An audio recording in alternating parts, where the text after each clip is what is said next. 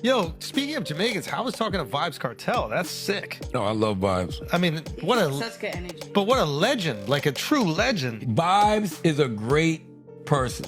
I never had met Vibes Cartel, and the thing that I loved about Vibes Cartel is what I love about anybody. He just wants to laugh. Really, My understanding is that like it. he was such a profound cultural figure in Jamaica that there was like concern from like politicians and like the elites that he had more power over the people than they did. Well, I've heard that. I've seen. He said that. Yeah, he said that in the interview, and I've recently seen like the comparisons to Bob Marley. I don't know. How long was Vibes locked up for? I think 13 years. So this is a guy who the majority of his life, Vibes has been incarcerated, Yeah. and he's still his favorite artist.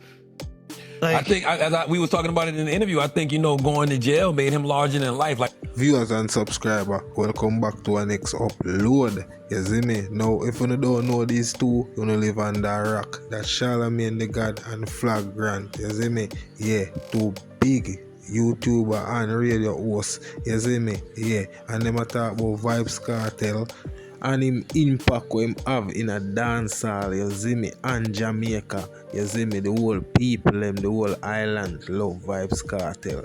You see me? Yeah. And them a say him going to prison make him larger than life. And I no lie, I re-talk them a make CG come out and they tour down the whole place till he have radio host sit down pan him name. Yo, Vibes Cartel are the man. You see me? And also we have the video with LISA HANNA.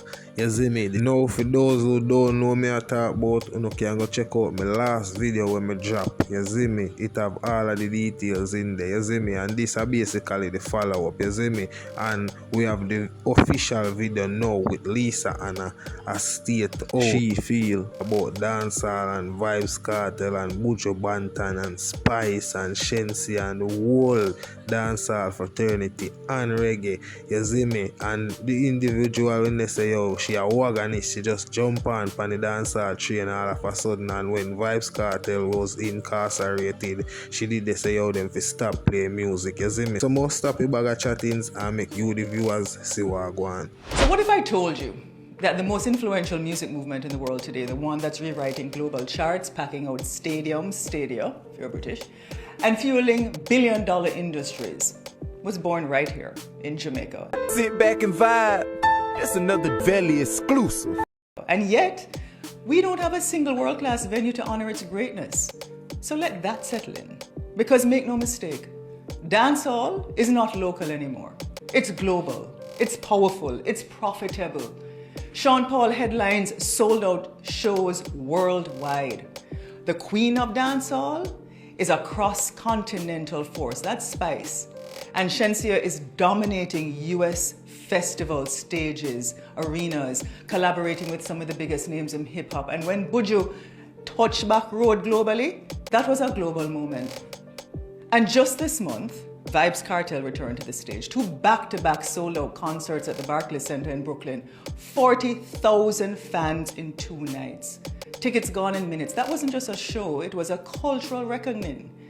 Because dancehall, born and alive in Jamaica, is the root system of reggaeton and so many other genres of music. It's the fire behind African dancehall, now officially recognized by Apple Music as a separate genre, led by a Ghanaian dancehall artist. And the world knows exactly where the rhythm started. So last weekend, it was Idonia in New York. Big up yourself. Next up, a bounty killer. Warlord Bounty. Yes. And that's where we are. Our icons having to leave home to be fully seen, fully heard, fully paid. And while their performances light up global stages, the money, it flows through London, New York, Berlin, Africa, Tokyo, not Kingston, not Montego Bay, not Clarendon.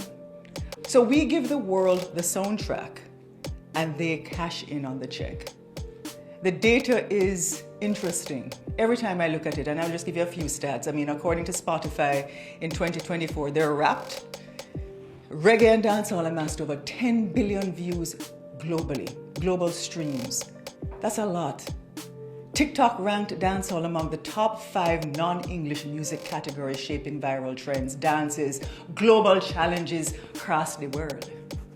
On YouTube, Jamaican artists consistently outperform acts much larger than our market, pulling view counts into the tens and hundreds of millions.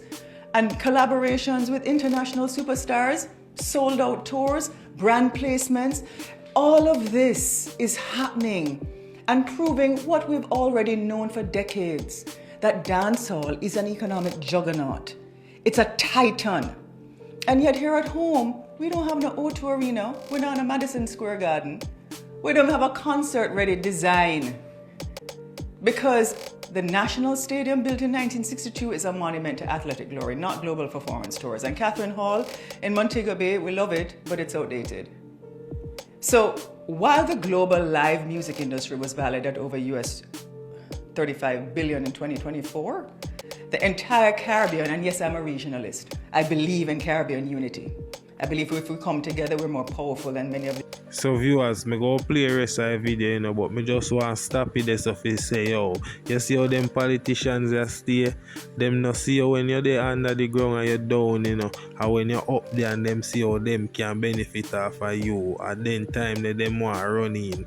Look for LISA HANNA now want run in on the artists them, especially Vibes Cartel, and she, me not bash her, you know, me not bash her, you see me? Me just a state facts. She never they should dance all them way yet.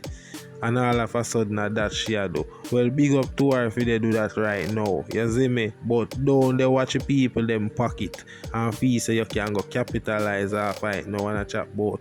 It's a good thing we she attack still, you know, because there's not a big venue like a Grammy and them thing that we celebrate for we reggae and dancehall artists a yard.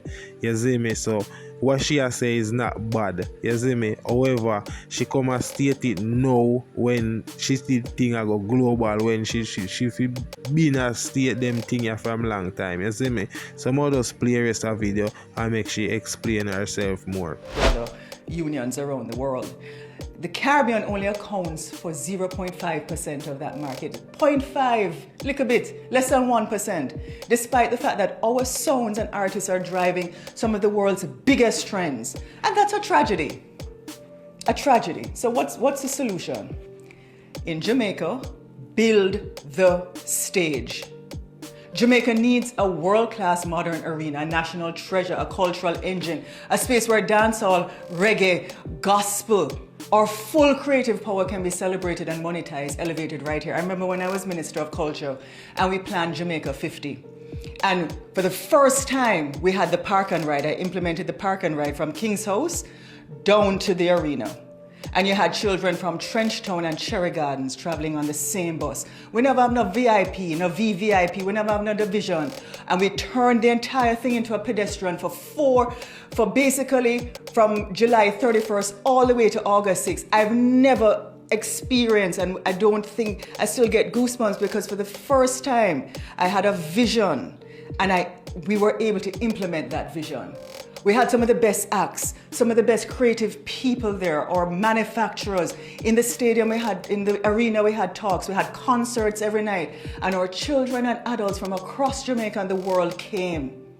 We can do it, because this is not just about concerts. It's about jobs, tourism, creative industries, technology, fashion, food, film. It's about our pride.